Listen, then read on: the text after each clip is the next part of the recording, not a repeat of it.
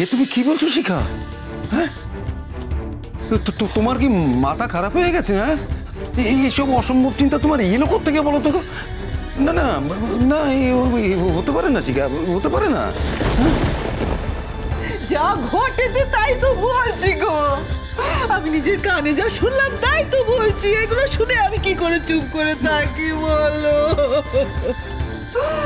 আয় ভগবান, আমি তো কুল কিনারা করতে পারছি না গো।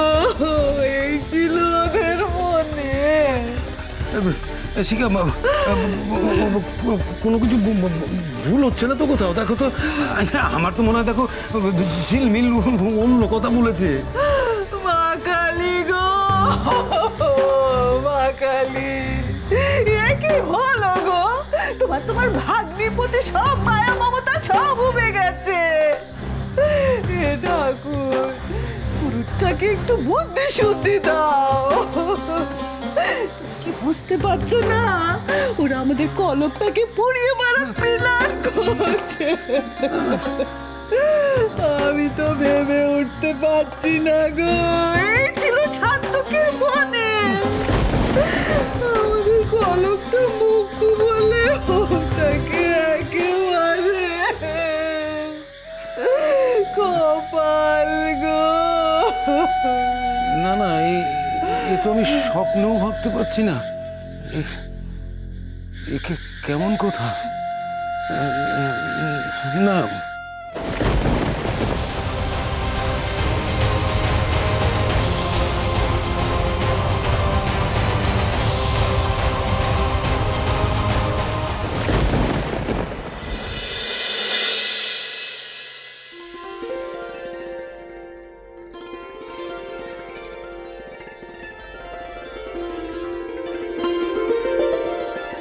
আসতে পারি? হ্যাঁ এসো।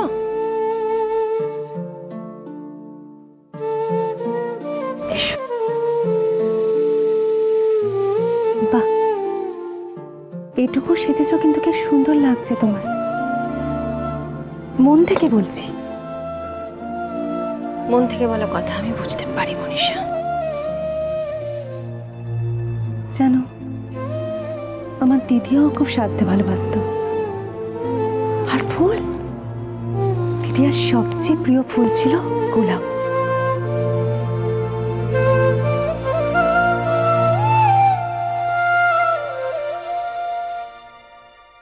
এই নাও, ধরো।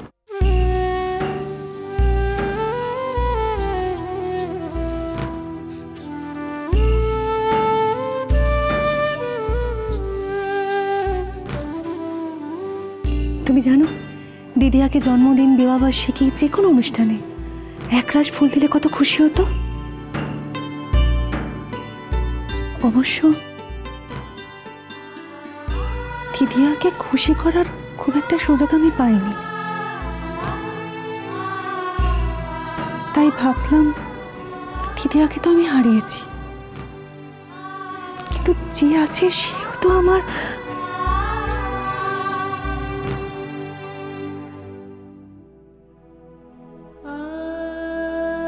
জানি না তোমার বোন হওয়ার যোগ্যতা আমার আছে কিনা,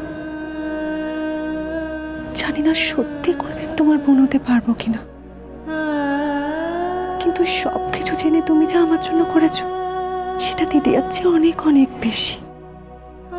তাই শুধু থ্যাঙ্কস জানিয়ে আমি নিজেকে তোমার সামনে ছোট করতে পারবো না। আমি তোমাকে কোনোদিনই আমার বোনেদের থেকে আলাদা করিনি মনীষা। যবে থেকে এ বাড়িতে এসেছি তবে থেকে চেয়েছি তোমার দিদি আর শুধু ছেলে মেয়ে নয়, তার ভালোবাসার, তার কাছের প্রত্যেকটি মানুষকে ভালো রাখতে।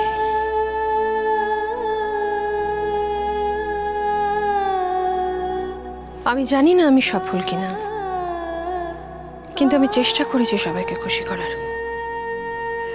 দিদির সমস্ত ভালো মন্দ সবকিছুকে গ্রহণ করেছি।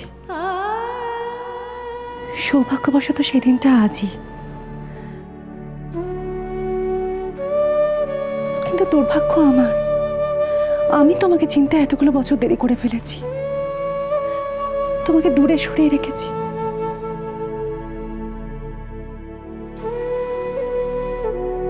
আমাকে তুমি ক্ষমা করে দাও দিদিয়া।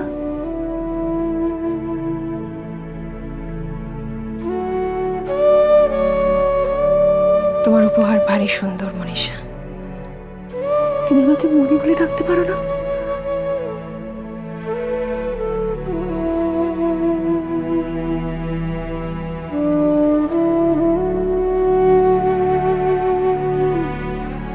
এছাড়াও মনে আরো একটা কথা আছে।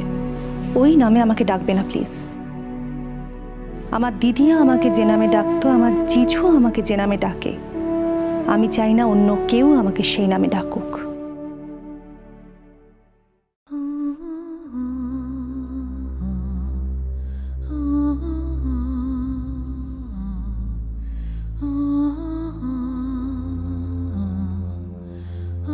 দিদিমণি, আপনার ওষুধ। ও কনক, তোমাকে তখন জিজ্ঞেস করলাম, তুমি বললে না তো তোমার হাতে কি হয়েছে। ইস্ত্রি করতে গিয়ে অসাবধানে একটু পুড়ে গেছে। তারপরেও তুমি পড়তে এসেছো। উফ, আর শুধু তাই নয়, তখন থেকে আমি দেখছি এটা ওটা সেটা কাজ করে চলেছো। You make me feel so guilty Kanak. No, আমার কোনো অসুবিধা হচ্ছে না দিদিমণি।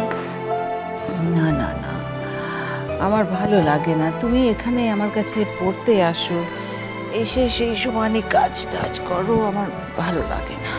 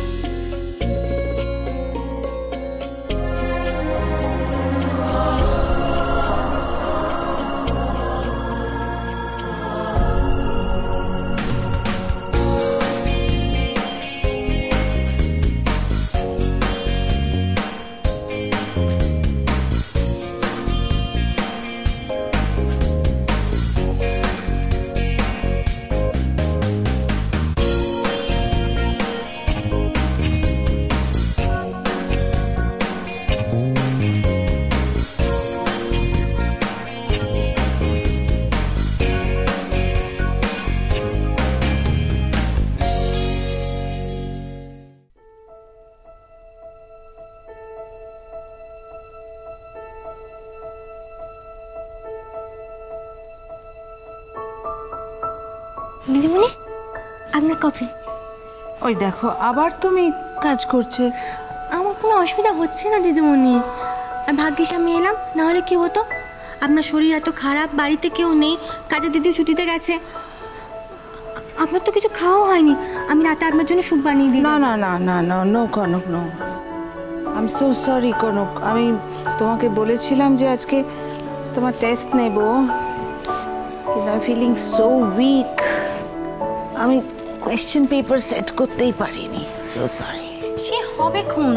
আমি তো কালও আসবো, পরশু আসবো, যে কোনো দিন পরীক্ষা দিলেই হলো। আপনি আগে সুস্থ হয়ে উঠুন। আমি এখন এখানে বসে পড়বো, আপনার সামনে বসে পড়লে আমার খুব ভালো পড়া হয়। God bless you my child. তুমি অনেক বড় হবে, অনেক বড় মনের মানুষ হবে।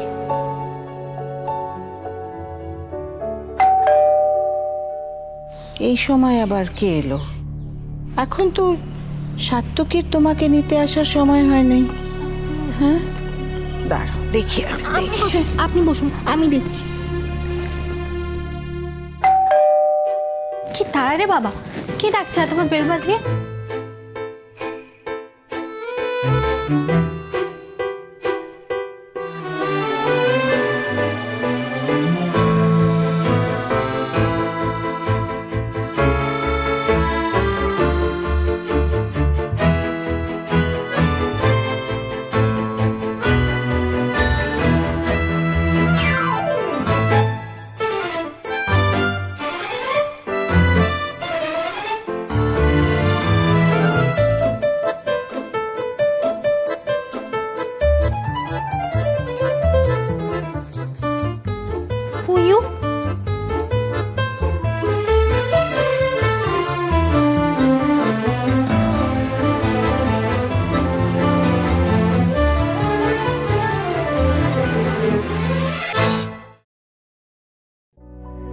Who are you, ma'am?